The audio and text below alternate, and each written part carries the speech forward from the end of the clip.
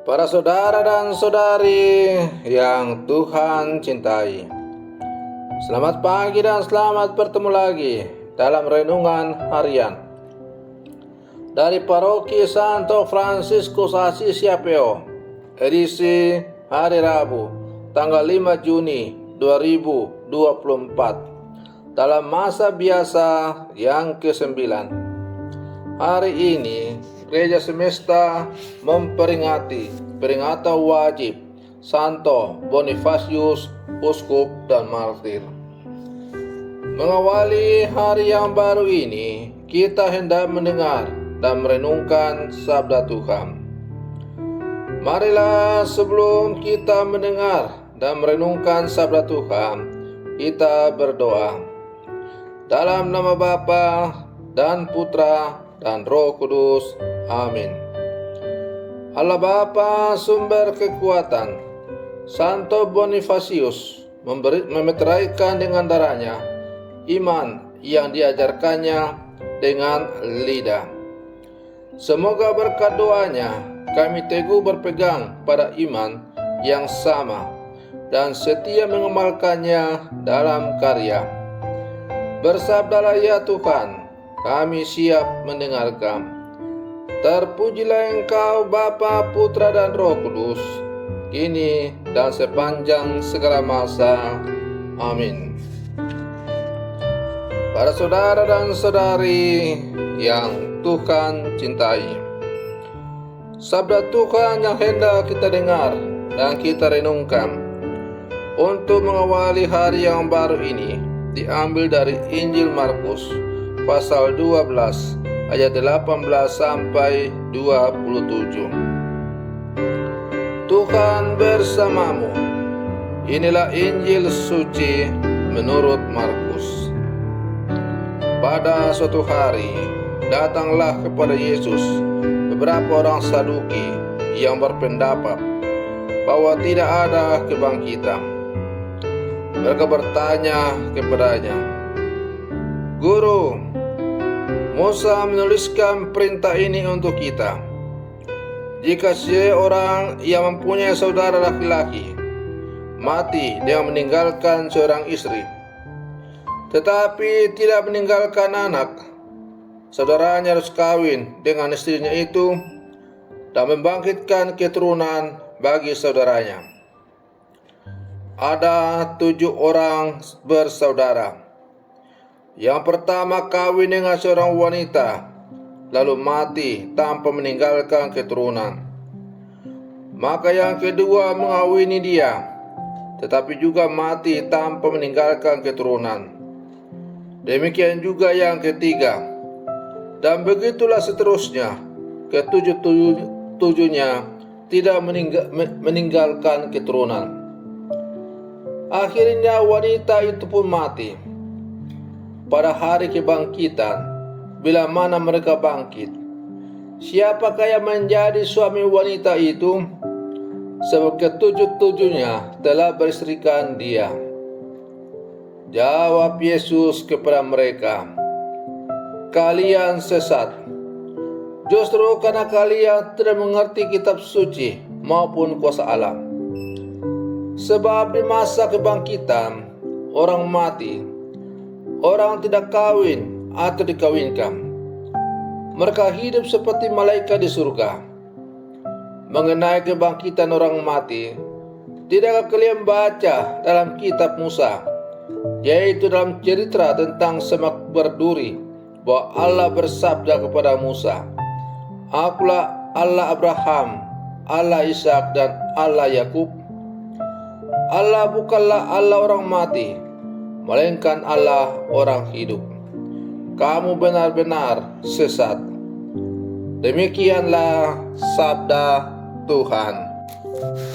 Para saudara dan saudari yang Tuhan cintai, apa yang terjadi di dunia ini tidak serta-merta akan terjadi sama persis dalam kehidupan setelah hidup di dunia ini. Tentu tidak sepenuhnya kita tahu yang akan terjadi setelah kematian. atau bahkan bisa dipastikan bahwa kita hanya tahu sedikit. Karena itu, dalam beriman, kita jangan bersikap so tahu segala sesuatu. Apalagi so tahu terkait dengan dunia setelah kita mengalami kematian. Yang dibutuhkan dalam beriman adalah kerendahan hati dan pengharapan.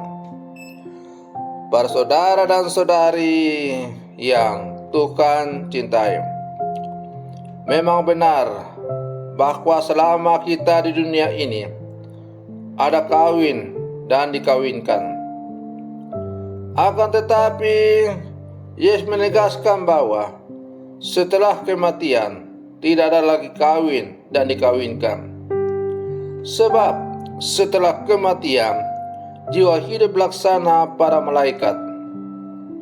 Maka kehidupan di dunia ini adalah kesempatan bagi kita untuk mempersiapkan jiwa memperoleh harta surgawi itu, yaitu hidup dalam sukacita dan kegembiraan surgawi.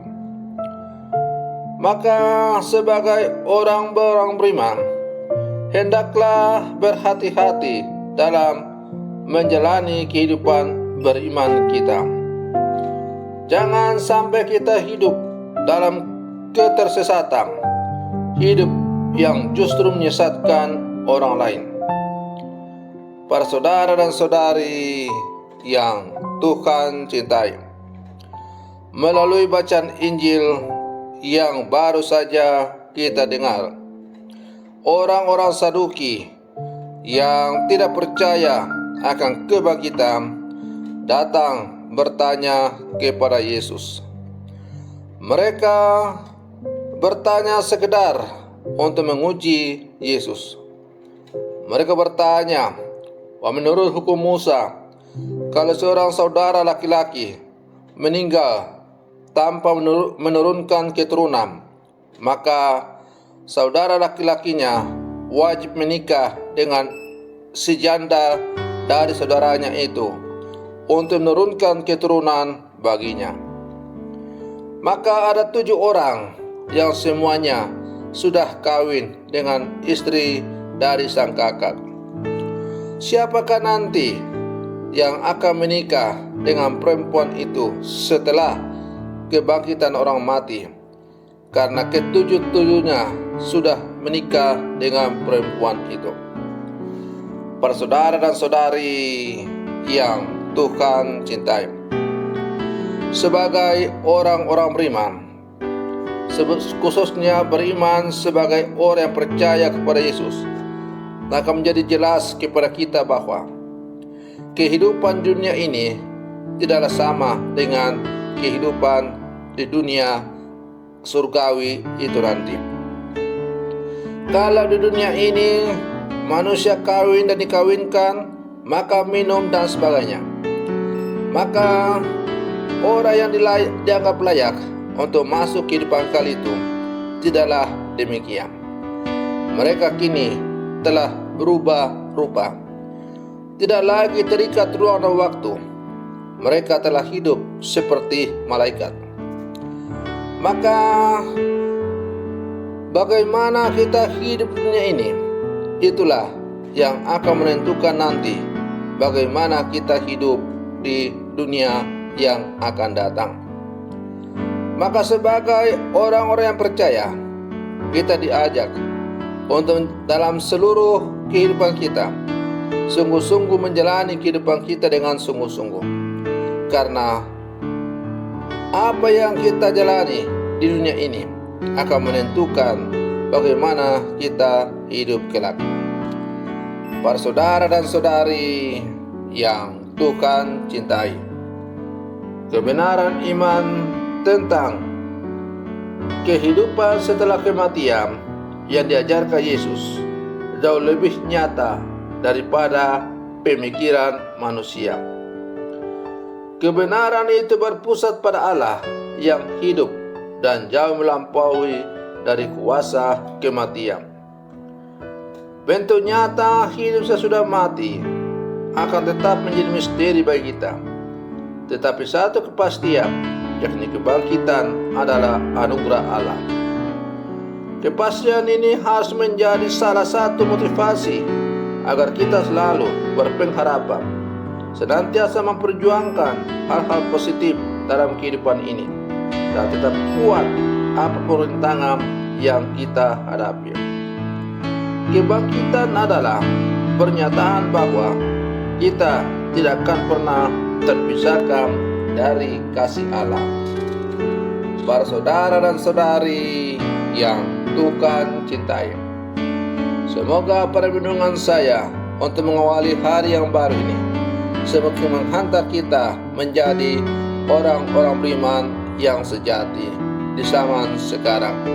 Selamat pagi, Tuhan Yesus memberkati.